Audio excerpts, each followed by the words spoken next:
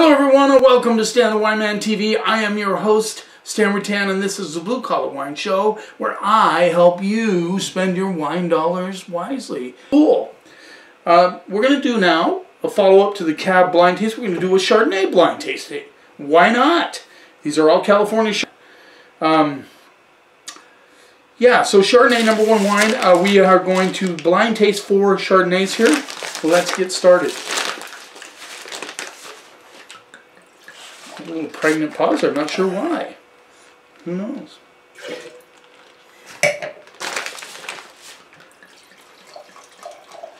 Cool thing about Chardonnay is it's so different. You get up into Burgundy, white Burgundy, which is Chardonnay, so different. Up in the northernmost part of Burgundy is Chablis, very mineral driven. You know, Chardonnay's no oak. And then you have Pouilly-Fuissé, which is Chardonnay from Burgundy area. So, you know, these are all different types of Chardonnays, and a lot of people that even, you know, say they hate California Chards love white Burgundy and Chablis. So there's a Chardonnay for everybody, let's just put it that way. Nice golden color on this one. Yeah. Golden with just a little hint of like a silverish tint to it. Let's see what we get on the nose. Interesting, not a lot of, it's not very buttery on the nose. Get a little bit of a kind of a almost like a quince pear thing going on. There's a hint of like nuttiness, like reminds me of those corn nuts. You know what I'm talking about? I don't like corn nuts, but I've had them enough to know what they smell like. But mostly kind of little quince and pear. Let's see what we get on the palate.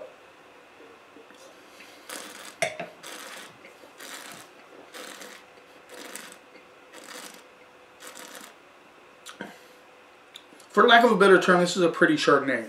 Really light and delicate, but delicious. I like that. Has just a kiss of butter. Pear notes come through. Quince notes for sure. A little bit of white flour. Good balance. This is just a really delicate, nice Chardonnay. This would be a nice crossover for somebody who doesn't like the big buttery Chards, but likes maybe the white Burgundies and Chablis, excuse me.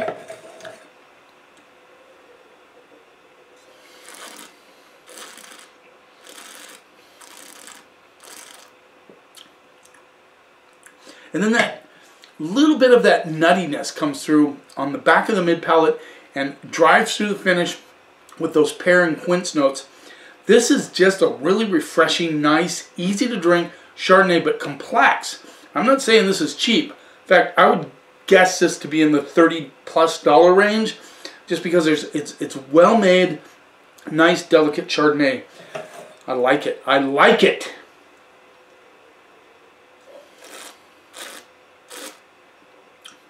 Yeah, good balance, good complexity.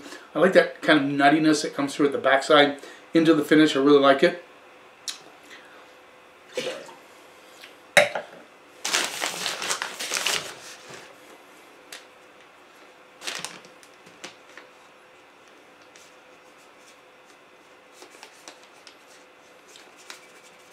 Yeah, there we go. Good start. Number 2. Number 2.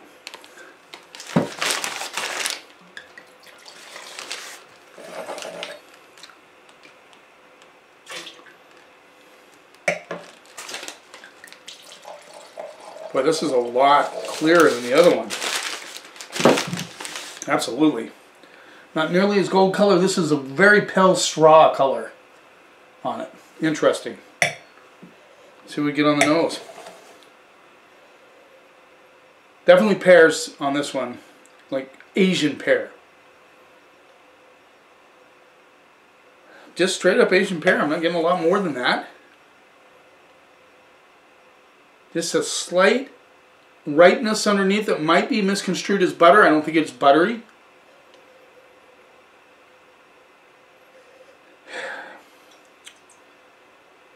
Not a whole lot going on the nose with this one. I just get solid Asian pear notes, maybe just a kiss of quince. Maybe a little bit of melon coming through. Let's see what we get on the palate.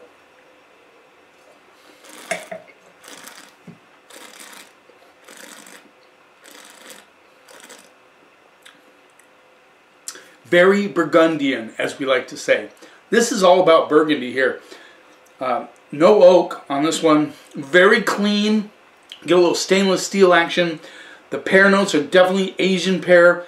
A lot of quince on this one as well.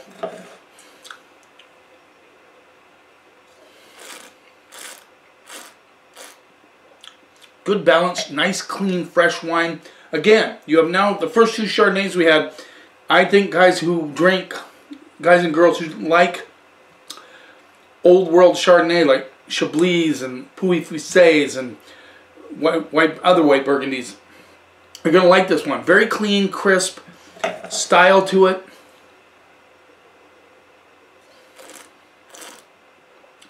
Good balance.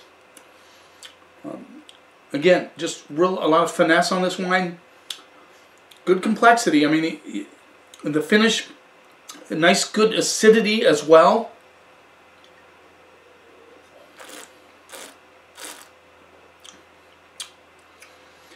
I like the first one a little better than this. This is really lean Chardonnay, but it's not mouth puckering. Good balance, nice and fresh, clean. Like I said, a little stainless steel action on the finish. This would be great with oysters, by the way. Mussels, oysters, halibut, anything like that. This would be delicious. A little citrus note, just slight citrus, more lemon citrus on it. Yeah, like that one. Good balance. That's a good start.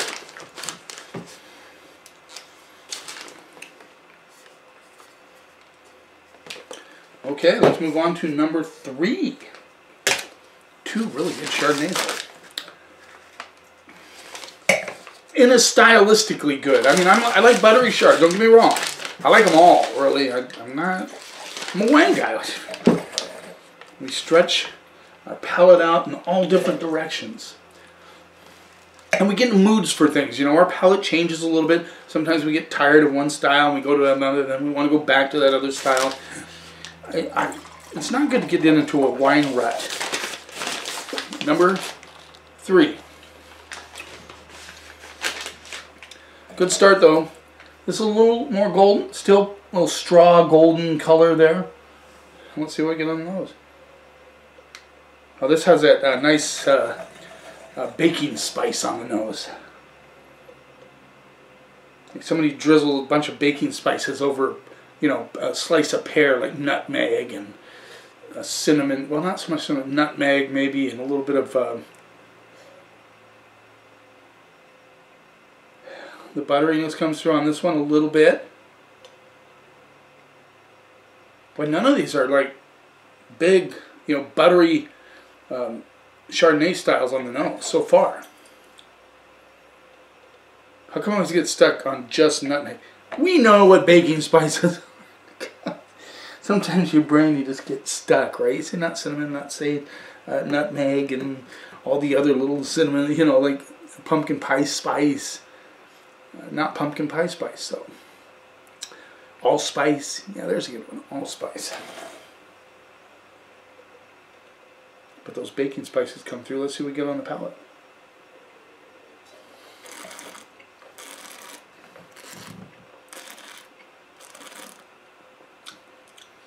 Now we've ramped it up a little bit, a little more ripe pear notes with a little hint of butter coming through underneath. The oak kind of creeps out on the finish, but it isn't overpowering. This is good, well-made Chardonnay using oak.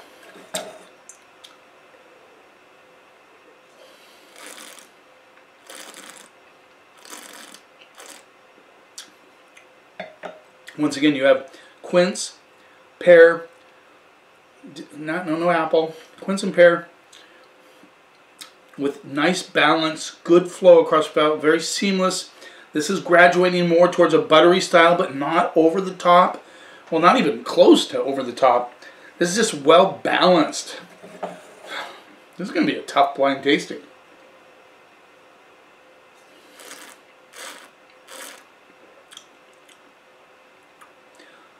Excellent Chardonnay. I mean, this is one, like I said, if you served it to somebody who drinks, you know, kind of about California Chard, you might serve this to them. Don't let them see the label. And I say, hey, this is pretty good Chardonnay.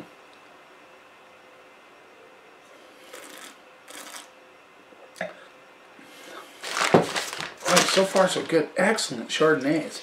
Again, I don't see a lot of color on this one. Usually when you get a big buttery oaky Chard, now this is a little gold. This might be closer to number 1. In fact, it's the darkest, I think, of the bunch. Let's see what we get on the nose. Yeah, I get a little butter on this one. You get a little bit of that butter, toastiness, pears. This one has slight apple notes to it. A little bit of melon, and definitely quince. I bought a quince in South Africa. It's been a long time since I had one. Just I want to reintroduce it to my palate. And we were staying at a lodge, and the guy there said he would prep the quince for me, and it was really good. I mean, it gave me a better idea of what quince is about. When's the last time you had quince? Make a comment. When is the last time you've had quince? In fact, the last couple episodes I haven't had to. What is your favorite style of Chardonnay? Do you like Chablis? Do you like white Burgundy? In white Burgundy, do you like Puigny Montrachet? That kind of thing? Do you like California Chard? Do you like unoaked Chard, oak Chard? Make a comment. Just litter this video with your comments on this. I want to hear about it. I want to hear what you like. It's good for me. It gives me an idea. So a little more butter on this one. Yes, let's see what we get on the palate.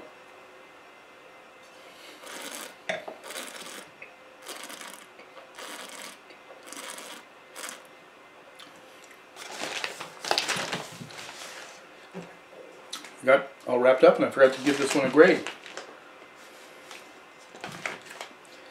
Now this one is the closest to butter you're going to get, but it still has excellent balance. Not over oak, not, you know, it's nicely integrated into the wine.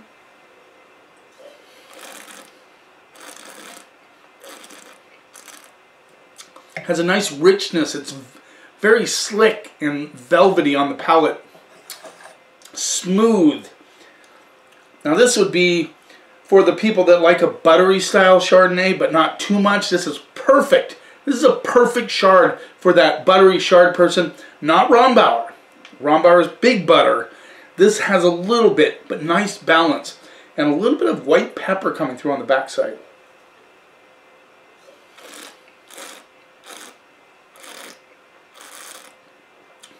Good complexity, balance. Well integrated, nice Chardonnay. This is like putting on your favorite warm sweater. Just really good. This would also go well with oysters, but probably more like roasted chicken would be really good with this wine. Yeah, roasted chicken, game hen, anything like that. This would be very good with.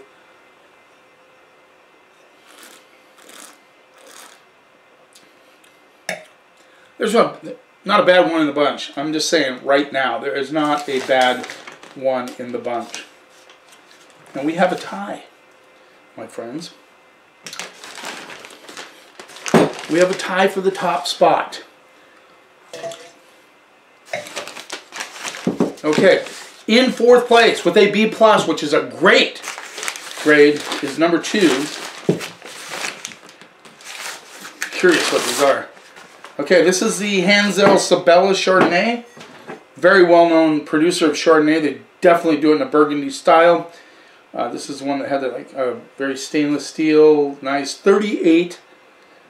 So if you now to put this in perspective, white Burgundies are expensive. If you get a white Burgundy of this quality, you might be paying $10 or $15, $20 more than $38, if not more than that. So this is really a good value from California. If you like that kind of white Burgundy Chablis style, this is perfect.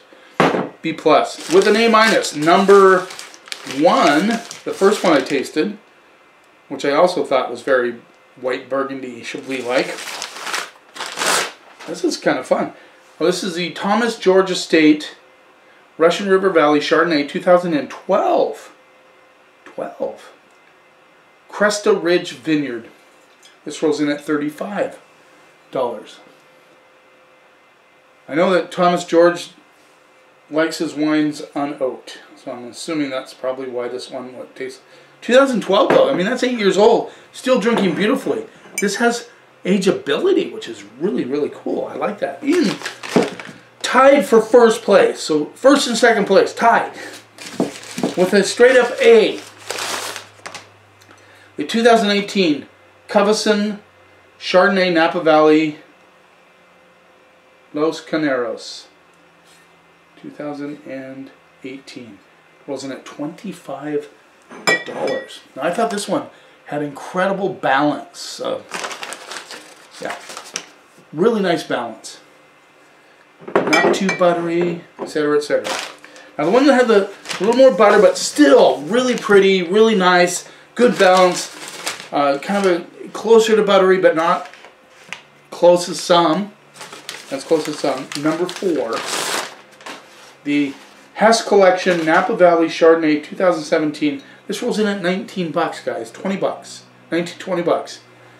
What a great value in Chardonnay. I mean, seriously, this is the second episode now I've done blind tasting.